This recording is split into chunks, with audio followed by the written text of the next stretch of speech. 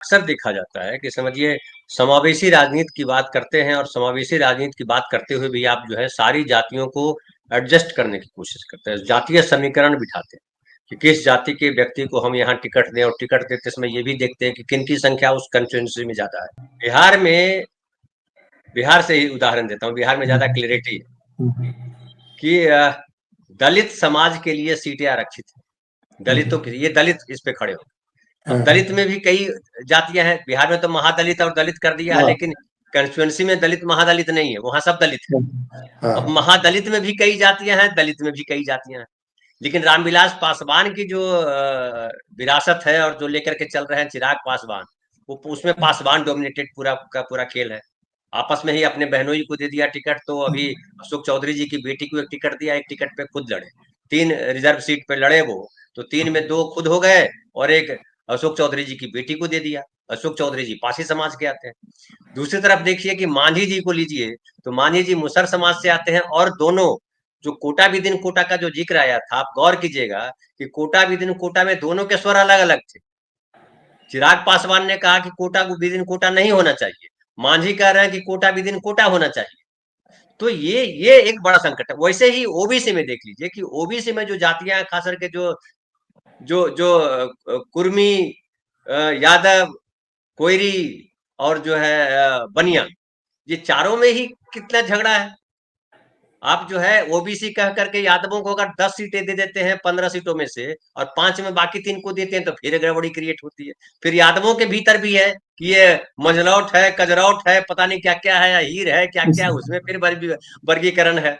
ये मैं खास करके जो जो राष्ट्रीय स्तर पे जो हमारे देखने वाले लोग हैं, जो दुनिया दूसरे हिस्सों में बैठ कर देख रहे हैं, जो गांव के पॉलिटिक्स को नहीं समझते, उनके लिए मैं विस्तार दे रहा हूँ, और आपसे भी वही चाह रहा हूँ कि उसको और विस्तार दीजिए। वैसे ही और दूसरी जातियां ईबीसी में आ जाइए, एक्सट्रीम बैकवर्ड क्लास में ढेर सारी जातियां हैं, उसमें मलाह है, उसमें नाई भी है, उसमें जो है कहार भी है, उसमें दानुक भी है, और उसमें सबकी संख्या अलग अलग। तो संख्या अलग अलग है, तो अब जो जो मलाह है, सब मलाह में जो है 3-4 कैटेगरी है, उसमें भी उपजातियां हैं, केवट अलग है, तो निषाद अलग है, तो फलाना अलग है। तो अगर उस लेवल पे अगर रिप्रेजेंटेशन ढूंढने जाएंगे, फिर तो जो है वो कभी जो है रिप्रेजेंटेशन नहीं हो पाएगा, और ये रिप्रेजेंटेशन केवल वो टोकन के तौर पे रह जाएगा। अभी समझिए चिराग पासवान पासवान रामविलास पासवान जी को लिया जाए कि भाई दलित समाज के रिप्रेजेंटेटिव है, लेकिन ये बतलाइए कि दलित समाज के किन लोगों को उठाया उन्होंने आगे। पासवान समाज ही ले लीजिए, किस किस को आगे उठाया, तो अपने परिवार से बाहर निकलते रामविलास पासवान भी नहीं दिखे, अपने दोनों भाइयों को बना दिया, छोटा भाई भी, बड़ा भाई भी, और हम भी। वैसे ही अगर आइए, मांझी जी ने क्या किया, मांझी जी ने खाली अपना सेव कर लिया, अपने बेटे का सेव कर लिया, बाकी मांझी समाज जाए आलू बेचने के लिए। तो ये जो जो समुदाय का जो कॉन्सेप्ट रखा गया था संविधान में, कि समुदाय की बात करेंगे और उस पर आरक्षण देंगे, उस पर पॉलिटिकल आरक्षण, तो खास करके अगर हम खाली पॉलिटिकल आरक्षण की बात करें, बाकी नौकरियां तो अलग सब्जेक्ट है, उसको भी बात करेंगे हम, लेकिन पॉलिटिकल आरक्षण में भी वो इंपावर नहीं हो पाई वो जातियां, यही देखने में आ रहा है। कि अभी जो है नवादा में जो घटना हुई थी, नवादा नहीं गया में, जिसमें पासवान ने मुसहर लोगों के घरों को जला दिया, तो अब दलित दलित लड़ गए, लिखा कि दबंगों ने जला दिए घर, लेकिन दबंग जब आप बोलते हैं तो फिर वो सवर्ण डिनोट हो जाता है कि दबंग यानी सवर्ण होगा, लेकिन दबंग वहां पासवान जाति हो गई। तो इसको, इसका जो पूरा खांचा है, इसको सामाजिक न्याय, समावेशी राजनीति में आप तो वर्ग को ले आए, इस वर्ग से इस वर्ग से, लेकिन जो सामाजिक न्याय है वो चैप्टर अधूरा रह जाता है, उस तक कैसे पहुंचा जाए, वो जातिवाद से निकल करके सामाजिक न्याय पर कैसे पहुंचे राजनीति, ये मंथन का विषय है। उदाहरण के तौर पे आपके सामने और रख दूं कि जो दलित समाज की ही बात करते हैं, पासी भी दलित है, धोबी भी दलित है, मुसहर भी दलित है, पासवान भी दलित है, रविदास भी दलित है ना, ये सब मोटी मोटी जातियां। अब पासवान दबंग है, ताकतवर है, नौकरियों में भी सबसे ज्यादा उसी ने अपना कब्जा किया है। फिर देखिए कि जो ये है पासी है और जो धोबी है, वो दोनों संख्या में कम है, लेकिन दोनों के पास बिजनेस का ऐसा संसाधन है कि दोनों ने बढ़िया पैसा कमाया। वो चाहे धोबी है तो धोबी आयरन करके ही कमाया, तो बढ़िया पैसा कमाया उन्होंने। और पासी जो है वो ताड़ी बेचने का काम करते हैं, हमारे गांव में तो शराब भी बेच लेते हैं वो, है ना, तो वो भी, उन्होंने भी बढ़िया पैसा कमा लिया, बढ़िया घर बना लिया। लेकिन जो चमार जाति के हैं, जो मुसहर जाति के हैं, उनका संघर्ष ज्यादा है, वो संघर्ष ज्यादा उनको करना पड़ रहा है, उनको लड़ना पड़ रहा है। और तो ये एक जो जो जो अंतर है दलितों महादलितों में भी, ये मैं ये कर रहा था कि जो पासवान जाति है वो बदवाली का काम करते थे, हाँ रक्षा का काम करते थे। हम हाँ लोग के खेतों खेतों की हाँ रखवाली का काम उन्हीं के पास था। तो वो हाँ किसानों के साथ रहे, और रखवाली का काम करने वाला लाठी लेके चलता है, भाला लेके चलता है, दबंग है, वो हाँ मालिक से उसका बात संवाद भी होता है, और बाकी को दबा के भी रखता है। क्योंकि बाकियों के लिए जब मालिक हाँ नहीं है तो वही राजा है, वही मालिक है। हाँ जब हाँ मालिक नहीं है तो मालिक हाँ का रिप्रेजेंटेटिव उस समय पासवान हो गया, और इसकी वजह से उनकी स्थिति ज्यादा मजबूत थी। आज अगर बिहार में अगर देखिए कि पुलिस में भी सबसे ज्यादा दलितों में सबसे ज्यादा पासवान है पुलिस में। वो दरोगा है, हाँ इंस्पेक्टर है, हवलदार है, कांस्टेबल है, सब है। मैं एक उदाहरण देता हूँ आपको, कितना घोर असंवैधानिक है, कितना बड़ा अपराध है। लेकिन इतनी बड़ी संख्या में दलितों के लिए सीट रिजर्व की गई संविधान में, बड़ी संख्या है, छोटी संख्या नहीं है। लेकिन एक सांसद, एक नेता, कोई 543 में से कोई नेता नहीं बोल रहा है कि ये गलत है। न बीजेपी के नेता बोल पा रहे हैं, ना कांग्रेस के नेता बोल पा रहे हैं, ना वो पिछड़ी जाति के नेता बोल पा रहे हैं, ना वो दलित समाज के नेता बोल पा रहे हैं। और ऐसा आप एक उदाहरण नहीं है, फिर आप चले जाइए वहां पे उसके लिए जो पुरी का जो मंदिर है, पुरी के मंदिर में राष्ट्रपति गए तो उनको घुसने नहीं दिया, घोर असंवैधानिक है, कहीं कुछ नहीं हलचल हुई। तो बताइए, इतनी बड़ी बड़ी जगहों पे खुलेआम संविधान की अवहेलना होती है, संविधान को रौंदा जाता है। कहिए कि जब जाति धर्म के आधार पर भेदभाव की बात नहीं कर रहे हैं, तो जातीय आधार पर भेदभाव तो सीधा सीधा दिखाई पड़ रहा है कि एक व्यक्ति जो है वो कह रहा है कि इनके आने से हमारा मंदिर अपवित्र हो गया। ये क्या है? लेकिन छोड़ दीजिए ब्राह्मण समाज के लोग, सवर्ण समाज के लोग, दलित समाज के जो नेता है वो भी कुछ नहीं बोल रहे हैं। तो सामाजिक न्याय का एजेंडा कैसे चलेगा? सामाजिक न्याय कैसे होगा? नहीं, जन ऐसा आंदोलन नहीं। तो नहीं ही होगा, क्योंकि जब जब शीर्ष पदों पर बैठे लोग चुप्पी साध के बैठे, जन आंदोलन कौन करेगा? मैं निकल के कहां जाऊंगा? मेरी बात कौन हाँ सुनेगा? जब मोदी, नरेंद्र मोदी इस बात को बोलेंगे, जब इस बात को कोविंद बोलते, जब इस बात को राहुल गांधी बोलते, जब इस बात को तेजस्वी यादव बोलते, जब ये जो अखिलेश यादव ने क्यों नहीं केस किया? जब उनके मंदिर में जाने के बाद मंदिर को गंगा जल से धोया गया, आपने केस क्यों नहीं किया कि भैया ये तो संविधान के खिलाफ है, आप मुकदमा क्यों नहीं दर्ज किए? तो जब हाँ हाँ, बड़े नेता उसमें तो नहीं दर्ज करते हैं तो जन उस आंदोलन कहां से? नहीं, उसमें तो नॉन बेलेबल ऑफेंस है ना ये, इसमें तो बेल भी हाँ, नहीं है। नहीं, आप कल्पना कीजिए कि राणा सांगा के नाम पर इस देश में संसद से लेकर के सड़क तक कितना हंगामा हो। अभी भी डरे हुए हाँ हैं समाजवादी पार्टी वाले लोग। अखिलेश यादव का कल का बयान है कि अगर 12 तारीख को कुछ होता है तो इसकी जिम्मेदारी सरकार की, मतलब डर है। आप राणा सांगे वाले बयान पे इतना बड़ा बावेला मचा दिया, संसद से लेकर के सड़क तक, और एक व्यक्ति को जो राष्ट्रपति है वो मंदिर में नहीं घुसने दिया।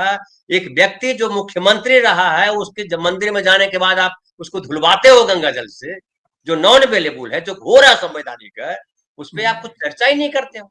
और आप सामाजिक न्याय काहे का सामाजिक न्याय?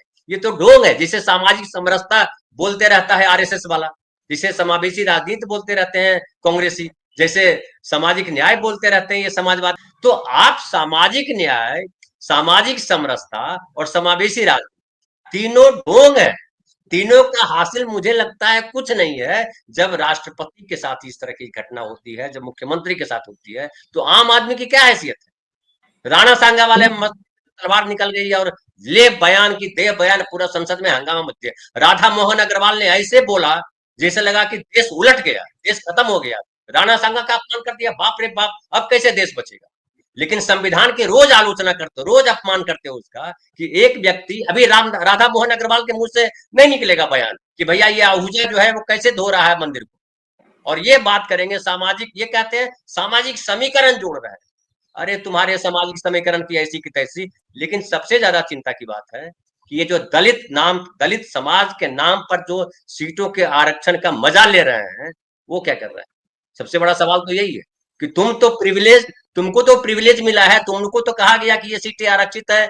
75 साल के आरक्षण के बाद भी अगर एक विधायक जाता है मंदिर में, एक प्रेसिडेंट जाता है मंदिर में, और उसको गंगा जल से धोया जाता है या घुसने नहीं दिया जाता है, इससे ज्यादा शर्मनाक बात और इससे ज्यादा अनकॉन्स्टिट्यूशनल, और इससे ज्यादा ये पता चलता है कि भैया आपने संविधान को कत्ल खाते में रख दिया। कोई मतलब नहीं, संविधान का मतलब सिर्फ इतना है कि आप उससे ओथ लेते हो, इसके आगे कोई की भूमिका नहीं है।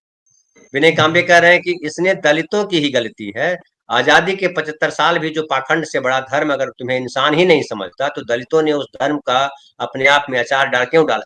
ये दलितों को भी ब्लेम करने से ज्यादा जरूरी है कि सबको ब्लेम कीजिए, और उसमें चिराग हाँ पासवान भी है, उसमें राहुल गांधी भी है, और उसमें नहीं नरेंद्र मोदी भी है, उसमें वो क्या नाम है उसका, राधा मोहन अग्रवाल भी है, उसमें आदित्यनाथ भी है। एक इमरान भाई आए थे, उनका उन्होंने सही कहा। देखिए कि अगर मतलब मुसलमान अगर ये सोचेंगे कि मुसलमानों का नेतृत्व जो है वो मुसलमान करेंगे तो उनका हित सुरक्षित हो जाएगा, ऐसा नहीं होगा। जब तक मुसलमान का हित का के बाद जो है हिंदू भी नहीं करेगा तब तक उनका नहीं। एग्जैक्टली, एग्जैक्टली कितना नहीं, आप परसेंट। आपने बड़ी अच्छी बात कही कि ट्रेन में जब आप बैठे होते हैं तो आपको लगता है कि ट्रेन, वो पेड़ पौधे चल रहे हैं, लेकिन जब नीचे उतरते हैं तो पता चलता है कि ट्रेन चल रही है, पेड़ पौधे तो यहीं खड़े हैं। तो ये जो दृष्टि का फर्क है, स्थान का फर्क है, ये सबसे इंपॉर्टेंट बात आपने कही। सामाजिक न्याय सुन सुन करके कान पक गया है, संविधान को सुन सुन करके ये हम परेशान हो गए हैं कि जाति धर्म भाषा लिंग के आधार पर भेदभाव नहीं करेंगे, और दिन रात भेदभाव करते हैं। और वो भी करते हैं जो उसके शिकार है, वो भी करते हैं जो प्रिविलेज्ड है, तो तमाम लोग करते हैं, और ये सबसे दुखद बात है। और जब ताकतवर लोग भी, राष्ट्रपति मुख्यमंत्री जैसे लोग ये अगर लड़ नहीं पाते हैं, तो आम आदमी कैसे लड़ेगा। सवाल ये होता है कि अगर अखिलेश यादव नहीं लड़ पाए कि उनके मंदिर से आने के बाद मंदिर को धोया गया, वो मुकदमा नहीं कर पाए, तो कौन करेगा मुकदमा, कैसे लड़ेगा। अगर हाँ नहीं, वो तो राम आप पूरी कोविंद जो पूरी है, पूरी पार्टी ले जा करके उस मंदिर के सामने बैठ सकते थे ना भाई। अरे नहीं, अब बैठना तो बैठिए, लेकिन पहले केस तो कीजिए, कानूनी तरीके से तो हाँ लड़िए। आप मुकदमा तो करिए, सुप्रीम कोर्ट में बहस तो होने दीजिए। सुप्रीम हाँ कोर्ट कहे तो कि नहीं मंदिर वाला ही सही है, आप कहिए हाँ तो इस बात को, कहवाइए ना। फिर अब उससे निकाला जाए ना कि जाति धर्म और लिंग के आधार पर भेदभाव ना करें, फिर उसको उसको निकाल दीजिए संविधान से, उसकी क्या जरूरत है। क्या जब हम जरूरत है। तमाम चीजों पे भेदभाव करेंगे, फिर जाति धर्म भाषा लिंग के आधार पर भेदभाव नहीं करेंगे, काहे के लिए लिखा हुआ यार, उसको हटाओ।